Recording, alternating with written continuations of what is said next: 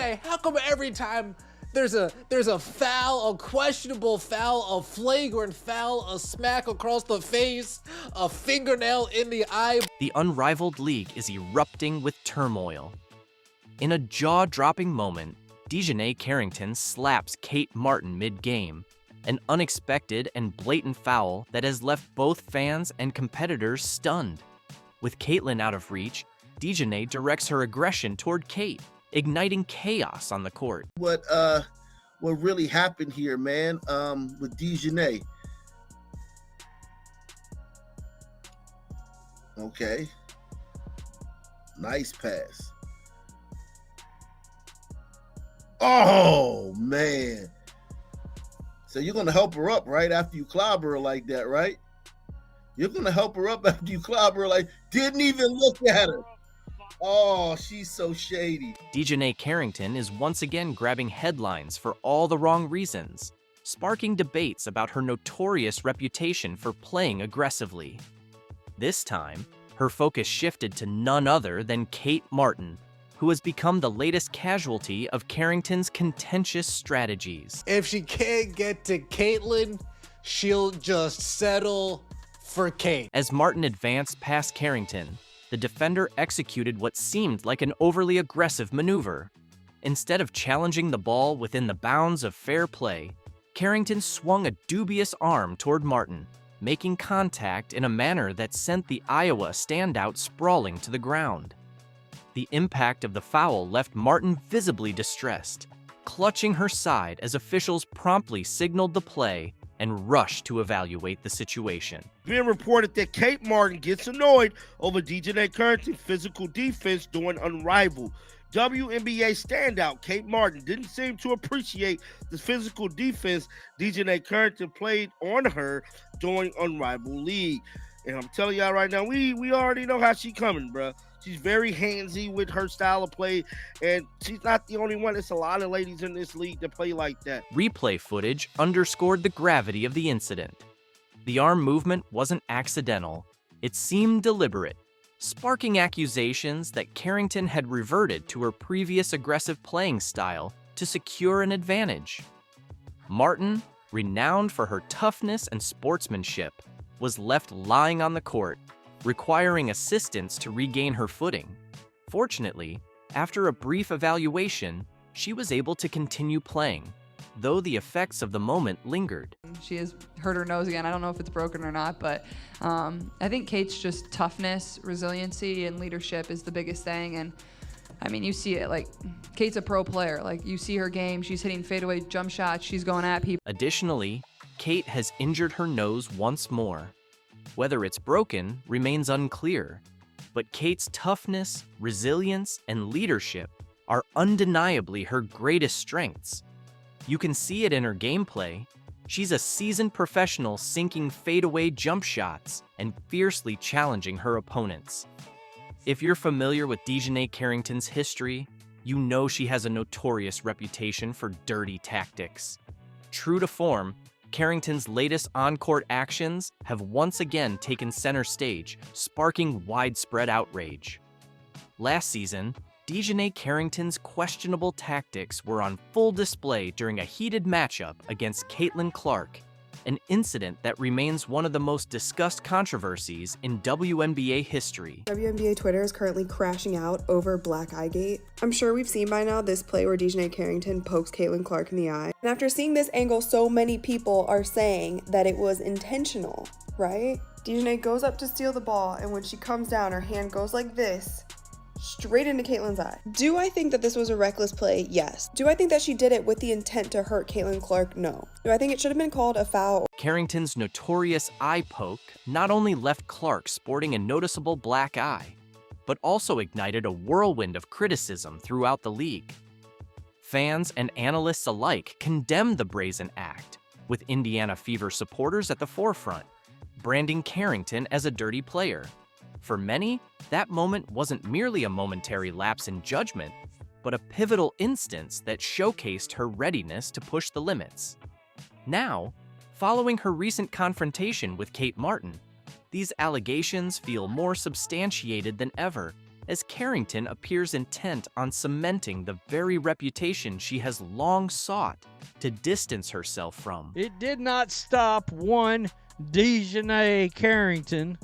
Of course, she's the person that multiple times had, egregious altercations with Caitlin Clark last year, including the eye poke, the eye gouge, the eye scoop out of Caitlin Clark's head, heard round the world last year, as well as whatever that ridiculous flop and gyration was during one of those games. The matchup against Martin ignited tension from the very beginning.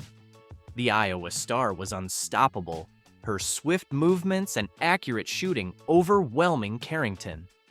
Martin was a constant presence on the court, effortlessly slicing through defenses, orchestrating plays, and maintaining her composure under intense pressure. Here, as the camera pans over, she reaches in and swipes at the ball, but how hard are you going to do it exactly? You trying to break somebody's arm? Look at that. Look at that. Boom.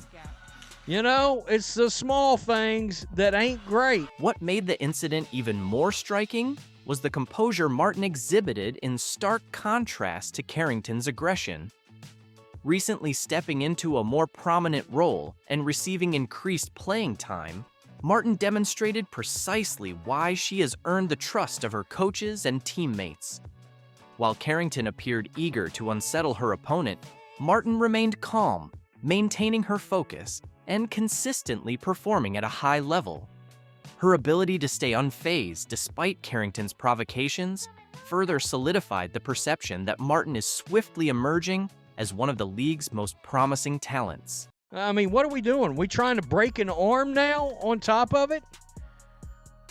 This person just says it. It's almost assault. Good grief. That looked like break my arm, bro. Dijonai Carrington's attempt to disrupt Martin wasn't just ineffective, it seemed like an admission of frustration. Throughout the game, Martin showcased her expanding skill set, executing plays with precision, making intelligent decisions, and sinking crucial shots when it mattered most. Despite Carrington's efforts, she couldn't contain Martin, and the foul only highlighted the disparity in their performances. For fans watching, it was evident that Carrington's actions reflected a player struggling to adapt to an opponent who was simply outperforming her.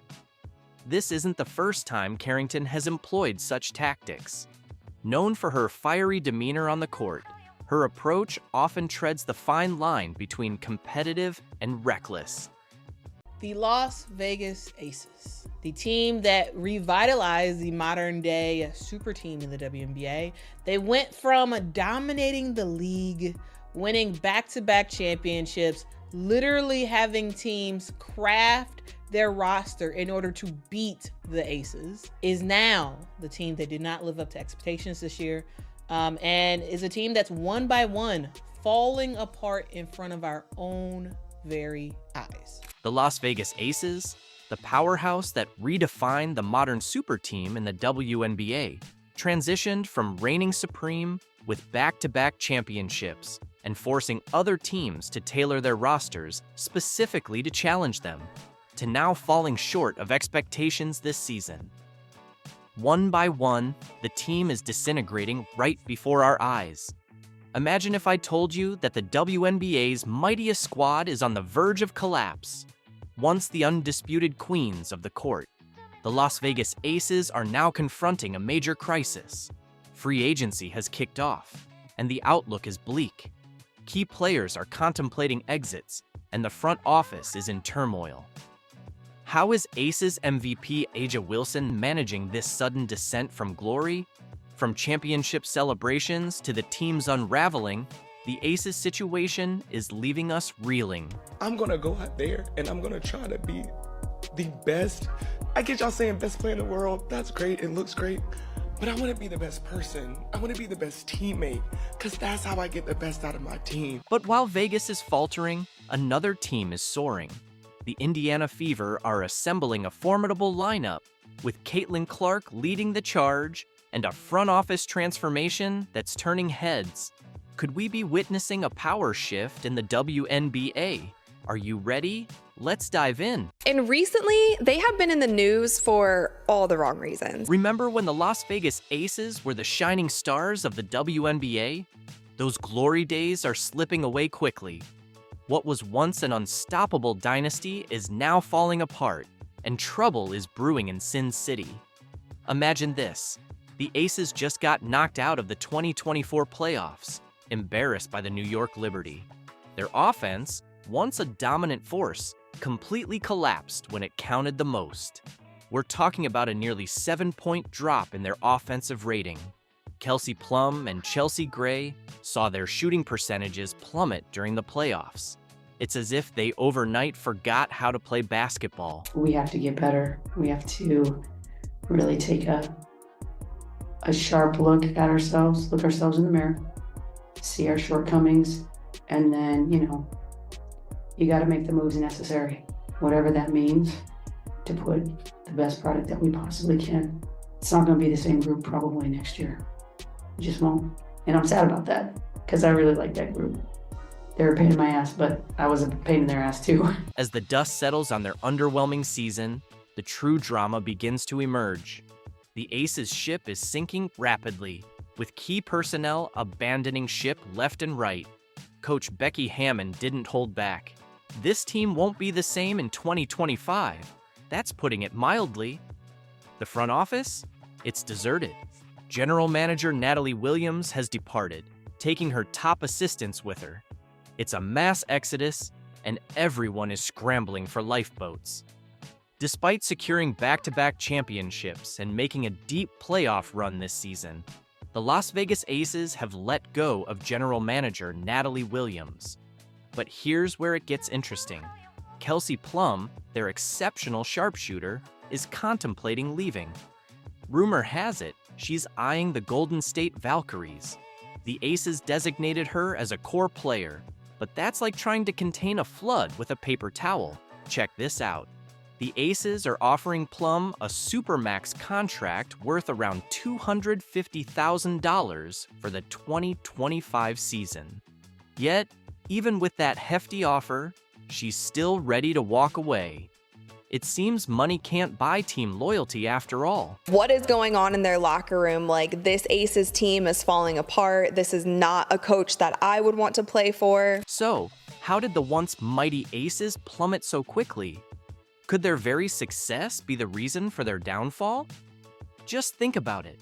Back-to-back championships, a roster brimming with all-stars, and the dazzling allure of Las Vegas. It's enough to make anyone's head spin. But while they were reveling in their triumphs, the rest of the league was catching up. Now, the Aces are facing the harsh reality that pride often precedes a fall. The big question is, can they steer this ship back on course, or is this the end of an era in Sin City? It almost seems like their triumph was the catalyst for their decline. Who would have thought that being at the top could lead to such a dramatic tumble? We talked a lot of smack last year. I'm sure they heard it, and they got to smack us this year. So, for us, we will have a long off season. You know the saying about an empty throne. Everyone wants a seat. But for the Las Vegas Aces, it's more like a sinking ship with no captain in sight. The front office resembles a ghost town, and who's left standing? Becky Hammon herself. But can one person navigate this vessel through such turbulent waters? Let's break it down. Free agency has kicked off, but who's calling the shots? Silence. Still no general manager on the horizon. Now, let's focus on Becky Hammon. She's contemplating a Cheryl Reeves-style takeover, a complete coach and GM package. It's a bold move, no doubt, but is it biting off more than she can chew? Hammon is already signaling major changes, saying it's time to take a hard look at ourselves, identify our flaws, and make the necessary adjustments. Sounds like someone is ready to clean the decks and steer this ship back on course. The WNBA's newest franchise, the Golden State Valkyries, have named Nathalie Nakase as their first ever head coach. But here's the kicker. While Hammond might be preparing to lead the ship solo, her former assistants are abandoning ship. Natalie Nakasse is making headlines with the Golden State Valkyries, becoming the first Asian American head coach in WNBA history. Then there's Tyler Marsh. He's plunging into the turbulent waters of the Chicago Sky's drama. Gone are his days of smooth sailing in Vegas. Now he's navigating a locker room that feels more like mutiny on the Bounty than a dream team. With tension soaring, Marsh has his hands full. Chicago, as we just said, has Tyler Marsh as their head coach. He was also an assistant for the Las Vegas Aces, so that's caused a lot of back and forth because they've had two now assistant coaches leave. Natalie Nakasse is now the head coach of the Valkyries. Meanwhile, back in Sin City, the Aces are taking on water. There are still no solid replacements for Hammond's key assistants. It's like watching a ship with only the captain on board. You can see it's headed straight for an iceberg, yet you can't look away. The rest of the league? They're circling like sharks, sensing blood in the water. This leadership gap isn't just a minor leak for the Aces. It's a massive hole in the hull that could sink their dynasty faster than you can say back-to-back champions. They're desperately trying to bail out their empire with both hands, but the flood is rising more quickly than they can manage. Will Hammond be able to plug the leaks and keep this ship afloat? Or will the Aces' reign end up at the bottom of the sea? We don't have it every year. It's not the way this works. You don't get to flip a switch. It's the beautiful thing about sports, actually. The work and the commitment and the buy-in and the play hard and the want to and the will always show up in the end. Let's shine a spotlight on Kelsey Plum, the Aces' elite sharpshooting guard who's been lighting up the scoreboard all season. But her playoff performance? About as chilly as a Vegas winter. In a pivotal matchup against the Liberty, Plum managed a mere 6 points on 2 of 9 shooting. That's a stark contrast to her regular season stats of 17.8 points per game, 4.2 assists, and an impressive 36.8% from three-point range. Now that Plum is entering free agency, you can bet numerous teams are eager to snatch her away from Sin City. Age reminds me a lot of you. Like, you say it's not really about me. And she knows how her privilege has gotten her to that point. And also, like, she's good at basketball, obviously. But, like, she understands her privilege. It's like what pushes her over the top, in a sense. It reminds me a lot of you. And I mean, that's a compliment. But the turmoil doesn't end there. Alicia Clark, the veteran forward who has been a steadfast pillar for the Aces, is feeling the emotional weight of all this upheaval. When assistant coach Tyler Marsh decided to head to Chicago, Clark took a day to grieve the loss. It wasn't just about losing a coach. It was about losing a mentor and friend who had been pivotal to the team's success. And what about Tiffany Hayes? The seasoned guard came out of retirement to pursue a championship with the Aces. Now she's an unrestricted free agent, and her future with the team is as uncertain as a rookie's playing time. Will she stay for another shot at glory? Or is it time to hang up her sneakers for good? It seemed like A'ja Wilson was diminishing the accomplishments of players like Kelsey Plum and Paige Bueckers and someone who is her teammate. It felt like she was giving Kelsey Plum a backhanded compliment. And a lot of people, Aces fans, WNBA fans, Kelsey Plum fans, across the board really had a problem with this video, and it really left a sour taste in their mouth. Remember Kate Martin, the Aces' standout young talent? Well, she's now part of the Golden State Valkyries. The expansion draft scooped her up, and she didn't waste any time packing her bags.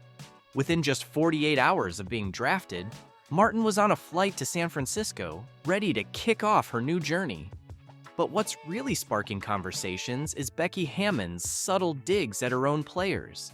She's been calling them out for focusing more on their Instagram followers than their free throw percentages. It's like she's trying to coach a team of influencers instead of true ballers. So here we are, watching the once mighty Aces scramble to keep their roster from completely unraveling.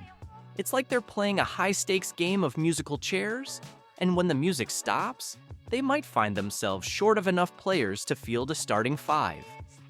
the Aces locker room has transitioned from championship celebrations to dealing with sour disputes in no time. And it's anyone's guess how they'll bounce back from this chaos. It's that time. Call this. You guys, everyone wants me to cry today. No way. Oh. Have you ever witnessed a basketball star tear up over someone else's triumph? Well, A'ja Wilson just did. The WNBA champion was seen in tears, but not for the reasons you'd expect. It's all in response to Caitlin Clark's emotional jersey retirement announcement. I was like in tears, y'all. You might be asking, what's all the fuss about? Don't players have their jerseys retired all the time? Well, not like this. Caitlin Clark's retirement ceremony is already setting records before it's even happened. Meanwhile, A'ja Wilson's fans are crying foul, suggesting Iowa orchestrated this to steal the spotlight. But what spotlight?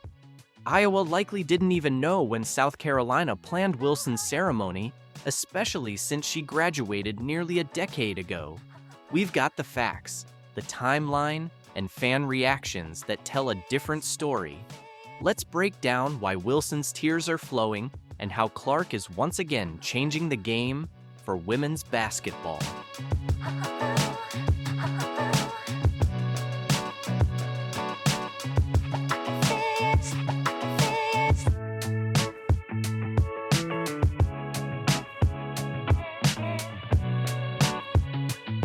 February 2nd, 2025.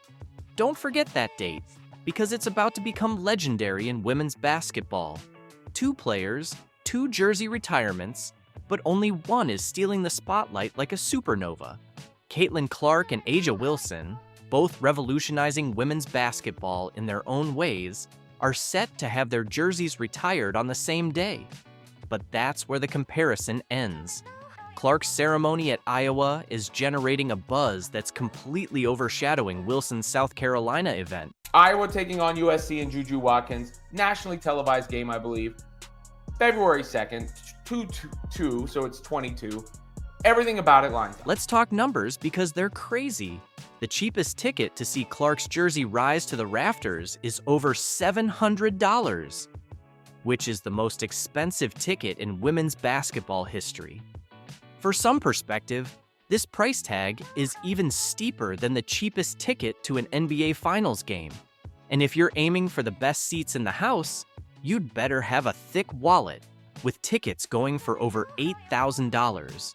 Meanwhile, you can catch a seat at Wilson's ceremony for just $25. No, that's not a typo.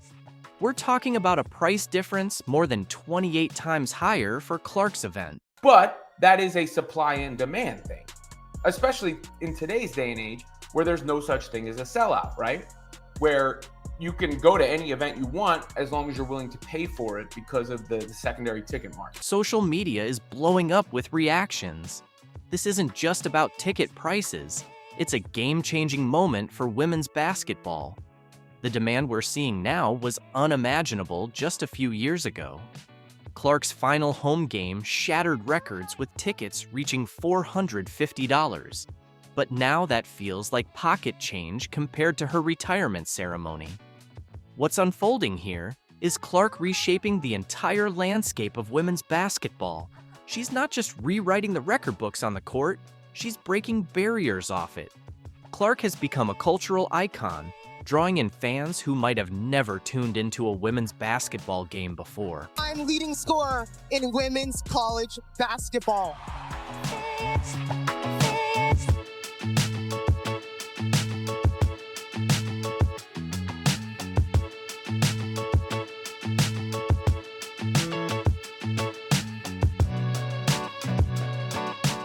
But wait, there's more. This story is far from over. What does Wilson and her team have to say about this, you may ask? One of the sentiments that was expressed was, oh, it's the same day as A'ja Wilson's, how could you do it? First of all, I remember them announcing A'ja Wilson was getting her jersey retired, but I didn't remember the date or anything. When the Clark news broke, I didn't think about A'ja Wilson. And again, as is the case with Caitlin Clark, this only is going to bring more attention to A'ja Wilson's jersey retirement. As ticket prices for Clark's ceremony soared, another kind of inflation was taking over: online outrage. A'ja Wilson's fans aren't just upset, they're convinced a conspiracy is at play. But what if the real story is even more explosive than they think? The social media storm ignited with Wilson's supporters crying foul over the timing of Clark's jersey retirement. One fan didn't hold back, tweeting, "Why would y'all retire her jersey on the same day as A'ja Wilson? Are y'all stupid?" This sentiment echoed across social media, with Wilson's fan base feeling like their star was being overshadowed by the Clark phenomenon. But here's where it gets interesting. The timeline of these announcements tells a different story. Iowa didn't just pull Clark's jersey retirement out of thin air.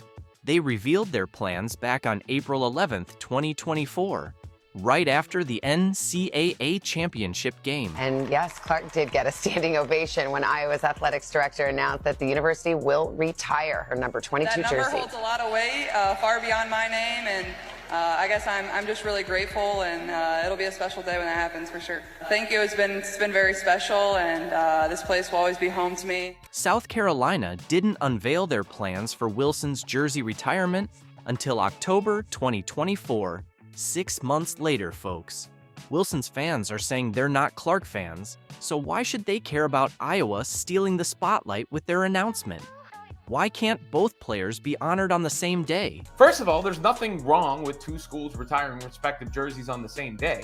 But secondly, if you wanted the focus to be on A'ja Wilson, she'll probably get more attention as the second, most recognized jersey retirement of that day than she would have if she had the stage all to herself on that. So why are Wilson's fans so certain that Iowa is trying to steal South Carolina's thunder? It all boils down to the meteoric rise of Clark's popularity. Iowa's athletic director, Beth Gutz, put it bluntly: Clark's accomplishments have made a lasting impact on the university and on women's basketball. They weren't responding to Wilson's announcement. They were celebrating their own superstar. Now, let's address the elephant in the room. Why did it take South Carolina so long to honor Wilson? One fan pointed out the obvious. Why did it take a decade for South Carolina to retire A'ja's number? How is that Iowa's problem? It's a fair question. Wilson graduated in 2018, yet it's taken until 2025 for her alma mater to retire her jersey.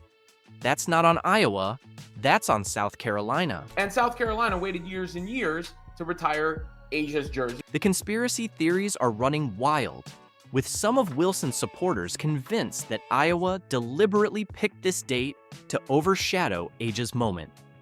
But let's think this through. Iowa chose a date that aligns with a high-profile game against USC, featuring rising star Juju Watkins, which was already set to be nationally televised. Plus, Clark's jersey has been hanging in Carver Hawkeye Arena for months. Everyone knew it was coming. How could Iowa possibly know when A'ja's retirement ceremony was planned? No one even knew about it until Clark made her announcement. This isn't about stealing anyone's spotlight. It's about maximizing exposure for women's basketball as a whole. And then there was, Iowa is rushing this. They're rushing, or everything is rushed with Caitlin Clark. No, she just did things faster and garnered more attention and more notoriety and celebrity and celebration and popularity. Here's what's hilarious. Some fans are actually asking for Wilson to move her date. One tweet put it bluntly: tell A'ja to move her date. Then the face of the WNBA is retiring hers. Show some respect. It's a stark reminder of how quickly the landscape of women's basketball is evolving. So what's really happening here? Is this about disrespect? Or is it simply a changing of the guard in women's basketball? The facts don't back up the conspiracy theories. Iowa's plans were in place long before Wilson's announcement, and they're just capitalizing on Clark's massive popularity. But here's the twist. There might be more to A'ja's reaction than just the jersey retirement itself. Is this truly about the ceremony, or could it be a deeper feeling of jealousy? There is a celebration right now in the WNBA dump. And of course, the party is being hosted by their pretend friends in the mainstream media. Angel Reese, who the media wants you to believe is the face of the WNBA, when at minimum, she is the co-star in this box office drama. Hell, some people might even consider her to be a part of the supporting cast. While seasoned WNBA players have been criticizing Caitlin Clark's influence, a 19-year-old USC sensation has just revealed a groundbreaking truth that is shaking up the entire league. I have been saying this for a while now. This is one of the main problems with the WNBA. They want to pick and choose which players are celebrated. They want to tell you who you should support. Remember when players like Angel Reese and Diana Taurasi were minimizing Clark's impact? Well, Juju Watkins has just set a new standard for everyone. What's truly fascinating is that her reaction to Caitlin Clark isn't merely causing a stir, it's signaling a significant change in how the upcoming generation of players envisions the future of women's basketball. If you've been keeping up with the WNBA lately, you know something big is unfolding. Juju Watkins' actions go beyond creating ripples. They're fundamentally altering our perception of what lies ahead for the sport. This conversation is essential because it's not just about a single interview, it represents an entirely new mindset towards basketball. Let's begin by looking at the developments in women's basketball over the past year. Caitlin Clark has been smashing records consistently, fundamentally transforming how fans engage with the game. We're seeing packed arenas, unprecedented viewership numbers, and the kind of attention the WNBA has been striving for over the years. But things took an intriguing and somewhat complicated turn. If you find this analysis helpful, make sure to hit the like button and subscribe for more comprehensive basketball insights. While Clark was drawing significant attention to the sport, the reactions from WNBA veterans were equally noteworthy. Remember Diana Taurasi's remarks? She appeared on air discussing how Clark might need time to adapt and questioned if she was truly ready for the WNBA. Taurasi is undeniably a legend, but her comments, along with those from other seasoned players, seemed to overlook the broader picture. Then there's Angel Reese, who has been more focused on social media disputes than on celebrating the sport's advancement. I understand it's challenging to see someone else receive instant recognition when you've been battling for acknowledgement yourself. However, this is where our narrative takes an unexpected twist. Unlike the other 99% of the WNBA, Angel Reese damn sure ain't an extra. When you see her pretty face, at least you can recognize it. After spending the last 12 or so months complaining about being sexualized, after spending the last 12 months complaining about the dirty messages that she receives from lonely men on social media, Angel Reese, she was given the cover of the winter edition of Vogue magazine.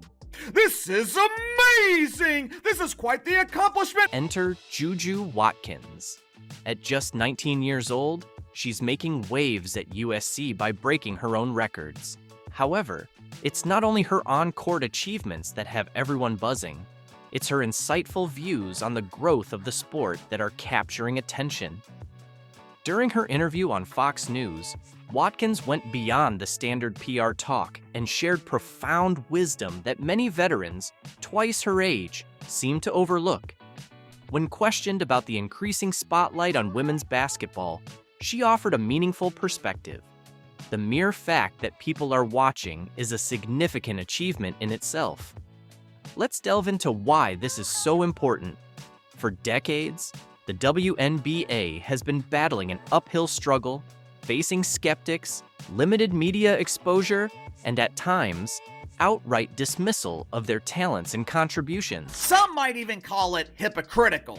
You guys tell me, what would be the bigger accomplishment? Landing the cover of Vogue or being named Athlete of the Year by Time magazine? Many athletes have adopted a defensive stance, and honestly, who can blame them? Constantly fighting for respect makes you protective of your achievements. However, Watkins is different. She belongs to a generation that has seen women's sports become more accessible through social media. She understands how engagement, both positive and negative, can drive growth. When she talks about accepting that not all attention will be positive, she shows a level of business savvy that's impressive for her age. While some veterans express frustration about new fans not understanding the game's history or questioning their legitimacy, Watkins welcomes everyone, regardless of how they arrived. This isn't just about kindness, it's about understanding modern sports expansion. The contrast is even clearer when looking at how players handled media attention this past year.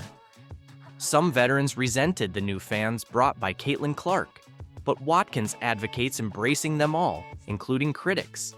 This goes beyond inclusivity. It's about grasping the economics of today's sports. In the digital age, engagement is crucial. TV deals, sponsorships, and merchandise sales all rely on people paying attention to your sport. When Watkins says she's okay with people watching, even if they oppose her, she shows a deep understanding of how sports leagues grow in the 21st century. At just 19, Watkins displays more business insight than some league executives. She realizes that in the age of social media and viral content, every form of engagement holds value. Even negative attention can spark interest, generate conversations, and ultimately help grow the sport. Not Female Athlete of the Year, I'm talking about Athlete of the Year, which means if you won the award, you were competing with legends like Patrick Mahomes, LeBron James, Steph Curry, Donnie Carr, and who could forget the legend of legends, the icon of icons, Willard Green. What's truly intriguing is how Watkins handles criticism. Instead of the typical clap back at haters approach seen from some players, she adopts a more thoughtful perspective. She understands that not everyone will be supportive and views even negative attention as a part of growth. This isn't just mature, it's smart from a business standpoint. Look at legends like Muhammad Ali and Michael Jordan. Ali welcomed fans who wanted to see him face defeat, and Jordan embraced those who loved to hate him. Both knew that being polarizing can boost a sport's interest. This mindset is exactly what women's basketball needs now. With players like Caitlin Clark attracting unprecedented attention and athletes like Watkins demonstrating such maturity, there's a real chance for transformative growth. What's even more compelling is that Watkins isn't just accepting new fans. She's actively embracing the kind of attention some veterans resist. She recognizes that in today's sports world, engagement, even controversial, fuels growth. Imagine a WNBA where players welcome all forms of attention, viewing debate and criticism as signs of relevance rather than disrespect. New fans feel included, no matter how they discovered the sport through Caitlin Clark, Juju Watkins, or others. This could be the blueprint for the next phase of women's basketball. Instead of getting defensive or questioning new fans' authenticity, embrace all engagement to build something bigger. Bleacher Report posted a quote that said, "I played my last game in Dallas." Did you really say that?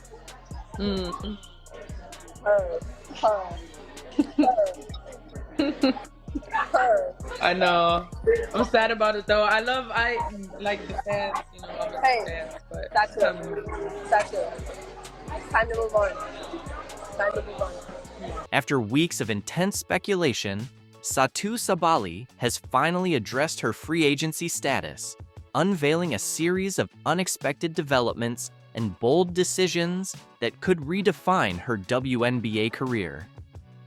What's driving this intriguing move? Let's uncover the story behind her fascinating choice. Moving with a potentially different shoe brand, but also the decision to change teams.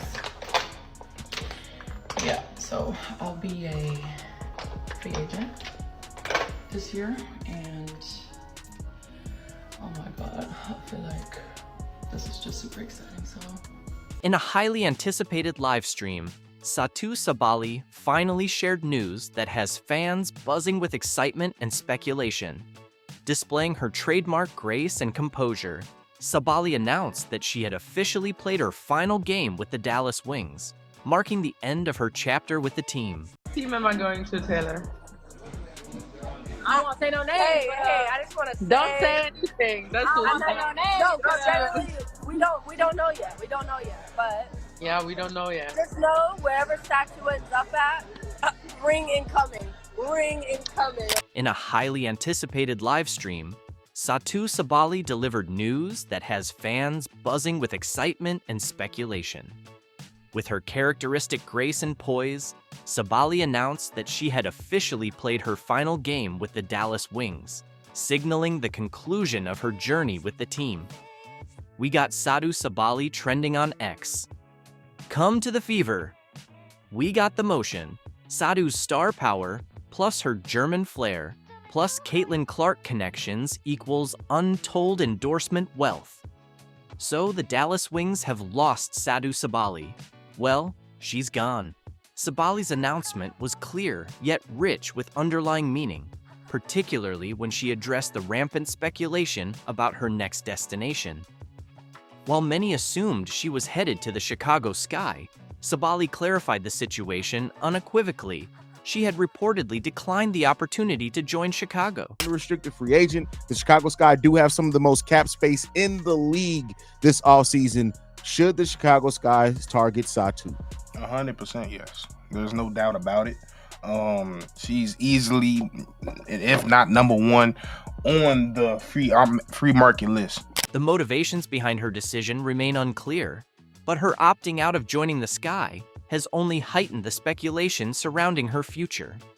Since then, rumors have taken off, with one particular storyline especially capturing the interest of both fans and analysts alike. Let's talk about travel. Let's talk about charter. Let's talk about the WNBA. We would save days. Yes, I hate to make excuses that we're tired, but reducing travel time increases recovery time. It increases just time to be able to eat, sit, be away from light that hinders you from actually getting a good night rest and sleep, scientifically proven. The chatter indicates that Sabally may be heading to the Indiana Fever, where she could team up with the emerging star Caitlin Clark.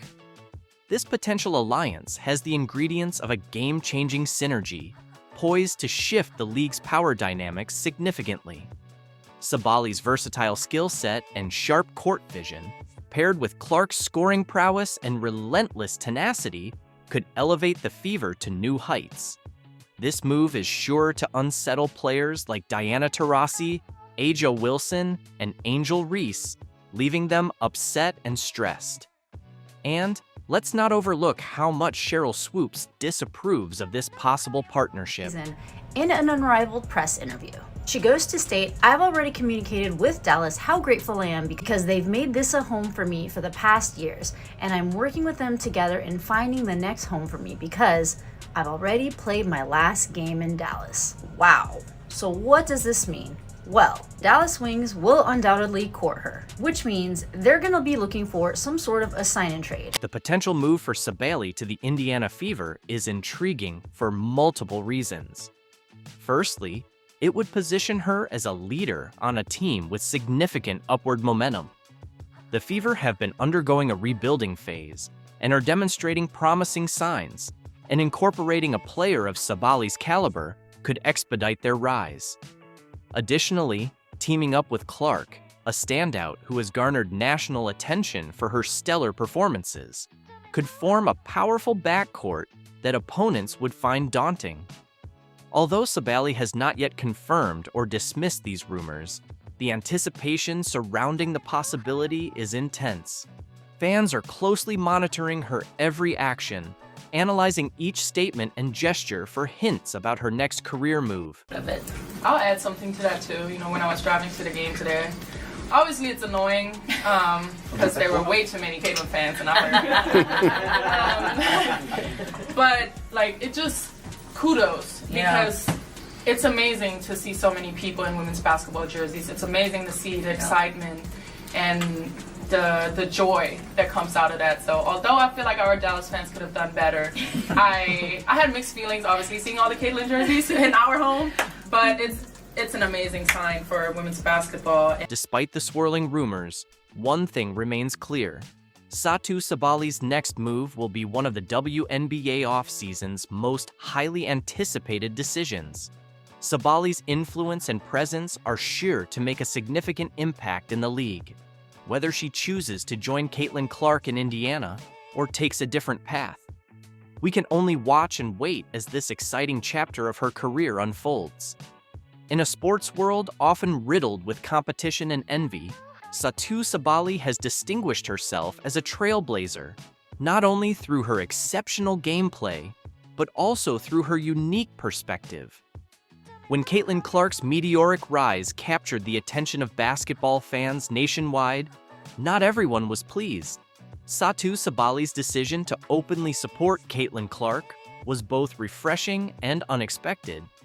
At a time when many were focused on comparing statistics or lamenting their own lack of similar recognition, Sabally saw the bigger picture. She understood that Clark's impact on the sport went beyond individual accolades, contributing to the elevation of women's basketball as a whole. Instead of giving in to underlying jealousy, Sabally expressed her gratitude for what Clark brought to the game. A surge of energy, visibility, and enthusiasm that women's basketball desperately needed. Get ready, WNBA fans, because the season just delivered one of its most electrifying finales yet. As the curtains close on this year's action-packed games, Phoenix Mercury's standout Sophie Cunningham, teammate of the legendary Diana Taurasi, has sparked intense conversations with her bold comments about Caitlin Clark that have everyone buzzing. But that's only scratching the surface. Caitlin Clark didn't just shine this season.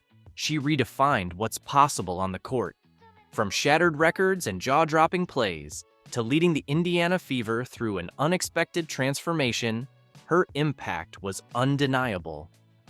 And here's the twist. Some of the league's seasoned veterans are feeling the heat. Yes, you heard right. This rising star made such waves that it stirred the egos of established stars. Stay tuned as we break down all the highlights and dive into Cunningham's remarks that have everyone talking. In a recent interview, Sophie shared this eye-opening insight about Caitlin Clark. But I think they've done a great job in the league as well. I think the physicality and all that they're going to get used to, but I think especially Caitlin Clark, she's been killing it. And I'm a huge fan, and I never say that, but I think it's fun what she's doing. Can you believe what's unfolding in the WNBA? A seasoned teammate of the legendary Diana Taurasi is openly lauding a rookie, and that's a rare sight in the league. Sophie Cunningham isn't stopping there. She went on to say, when it comes to viewership, man, I think a lot of people have a lot to learn about our league. But I think that's a really fun thing. If you have anything negative to say about the viewership and everything this rookie class is doing, I just think you're not capitalizing on it and you might be a little jealous. Sophie just unleashed a bombshell against anyone criticizing Caitlin Clark's success and her fellow rookies. Essentially, she's arguing that if you're not thrilled about the league's growth, the issue lies with you. But why is Sophie, an established player, so passionately defending Caitlin Clark and the new rookies? The answer is straightforward: impact. Clark isn't just excelling on the court, she's reshaping the perception of the WNBA. Since her debut, viewership has surged. Stadiums that once had empty seats are now buzzing with fans. People aren't just tuning in to Indiana Fever games. They're buying tickets, jerseys, and buzzing about the WNBA on social media like never before. And here's the kicker. Clark is achieving all this as a rookie. She didn't need years to adapt or build a fan base. She arrived and is already a force to be reckoned with. That's why Sophie and other insightful players recognize that Clark's success translates to the WNBA's success as a whole. But Clark's influence goes beyond scoring. She's redefining the point guard role in the WNBA. Her assists are masterpieces. She spots angles that others miss and delivers passes that leave commentators in awe. The craziest part? She's doing all this while facing defenses specifically designed to stop her. Entire teams have had to rethink their strategies just to contain Caitlin Clark, yet she continues to dominate. This is why veterans like Sophie Cunningham are so impressed. Clark isn't just playing well, she's changing the game, forcing teams and players to adapt and elevate the entire league. Now, let's dive into what Cunningham mentioned that's stirring up the league, the jealousy and criticism targeting Caitlin Clark. It sounds unbelievable, right? A rookie shaking up the league to the point of making veterans envious? But that's the reality. Some players and fans are complaining about the spotlight Clark is stealing, claiming it overshadows more experienced players. But let's be honest, this is pure jealousy. As Sophie Cunningham aptly pointed out, those who gripe about Clark's visibility aren't capitalizing on it and might just be a little envious. And she's spot on. Clark's success doesn't take away from any other player's value. In fact, increased attention benefits everyone in the WNBA. More fans mean more revenue, which can lead to higher salaries, better playing conditions, and more opportunities for all players. Clark is expanding the league's market, attracting new fans who might never have watched a WNBA game before. Once hooked, these fans aren't just following Clark, they're discovering all the incredible talent the league has to offer. That's why savvy players like Cunningham are embracing the Caitlin Clark phenomenon. They understand that a rising tide lifts all boats. Clark's triumphs are the WNBA's triumphs. And let's face it, Clark deserves all the hype. She's not just racking up numbers, she's redefining what's possible in women's basketball. Her passes, court vision, and scoring ability are at a level rarely seen from a rookie. So to those feeling jealous or critical, here's some advice. Instead of complaining, ride the wave. Use this surge in attention to showcase your own talents. Because what Caitlin Clark is doing is opening doors for all WNBA players. Moreover, Clark's impact on the WNBA's popularity is likely to keep rising. We're already witnessing a significant boost in viewership and fan engagement. If this trend continues, we could be on the verge of a new golden era for professional women's basketball, leading to more investments in the league, better contracts for players, increased media coverage, and possibly even expansion to new cities. The possibilities are endless. Additionally, Clark is inspiring the next generation. How many young athletes are watching her now, dreaming of becoming the next Caitlin Clark? She's fueling a new wave of talent that will only strengthen the WNBA further. Finally, let's consider Clark's legacy. If she maintains this trajectory, we're not just talking about a great player. We could be witnessing the rise of one of the greatest of all time. She has the potential to be to the WNBA what legends like Michael Jordan and LeBron James are to the NBA. However, it's not all smooth sailing. As Clark continues to dominate and draw attention, the pressure mounts.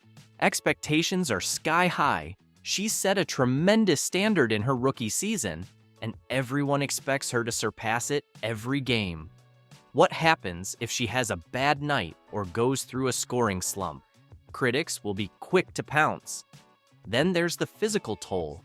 The WNBA season is long and demanding, especially for a rookie. Clark is logging more minutes, facing tougher defenses, and traveling extensively. Can she maintain this level of performance through the season and into the playoffs? And let's not overlook the mental strain. With every move scrutinized and every word analyzed, the pressure is immense. Will she be able to stay focused and continue performing at an elite level? So, what do you think? Will Caitlin Clark keep dominating and break all the records we've discussed? Or will other teams find a way to challenge her? And what are your thoughts on Sophie Cunningham's comments? Do you agree that the criticism Clark is facing stems from jealousy? Or do you believe there are legitimate concerns?